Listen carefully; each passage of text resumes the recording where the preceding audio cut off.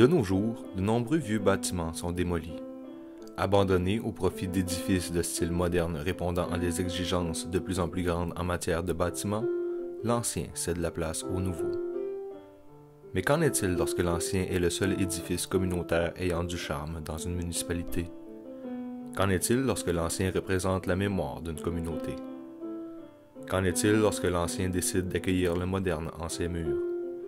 Devrions-nous démolir ces anciens bâtiments pour tenter de mieux utiliser l'espace sur lequel ils sont construits? Devrions-nous abandonner l'esthétisme et la mémoire au profit d'espaces de stationnement? À travers l'exemple de 4 églises, nous vous présentons comment des gens ont choisi de sauver leur patrimoine.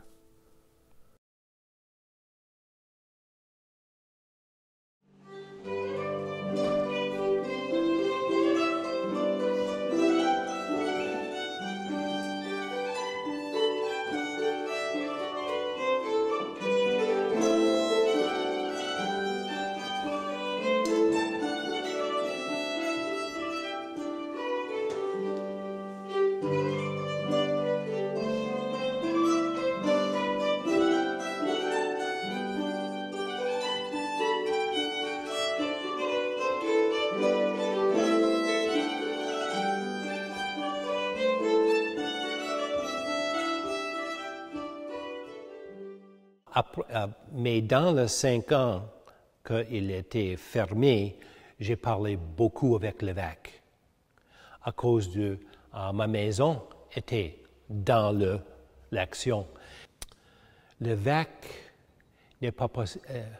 n'avait pas la possibilité pour acheter les propriétés et vendre les propriétés, choses comme ça. À cause de beaucoup de parlance avec l'évêque, j'ai la confiance de l'évêque. Et quand il était fini, l'évêque, il dit, Don, j'ai un problème. J'ai une église qui est fermée et je n'avais pas une idée quelle affaire avec. Mais j'ai dit, j'ai une idée et dans 8 secondes, j'ai changé ma vie. J'ai demandé à l'évêque pour lui de me donner l'église pour un musée et un centre culturel. L'association culturelle et historique du Mont-Carmel était formée et l'évêque donnait l'église avec toutes les choses dedans. Le restaurant a commencé en 1989. Okay. Oui. Et l'église a été commencée, je pense, en 1907 ou 8. Il était fini en 1909. La première messe, c'est jour de l'an, 1910. Quand il embauchait l'architecte, le paroisse a dit une église originale, pas une autre comme ça. L'église est désignée par un architecte à Montréal, un architecte français à Montréal, Théophile Daou. Et les anges sont faits par Louis Jobin de Saint-Anne-de-Beaupré. L'église était grande, mais les familles sont grandes. Le village a 700 personnes. Maintenant, il y a peut-être 60 ou 70 personnes. Dans la première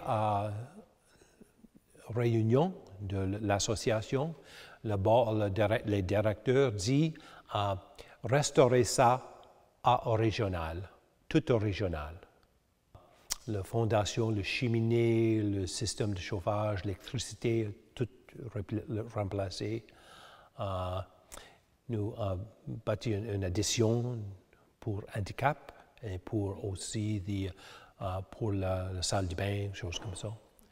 Sous le tôle, il y a le mur en plâtre avec les stencils, avec les peintures originales. Il n'y a pas trop de bâtiments qui a 100 ans qui a la peinture originale. Et aussi, Il y a des églises qui sont musées, mais pas restaurées comme originales. So pour nous, c'est important, l'original. Nous avons une grande collection d'artefacts acadiens et aussi québécoises. L'espace maintenant, c'est un centre culturel et musée.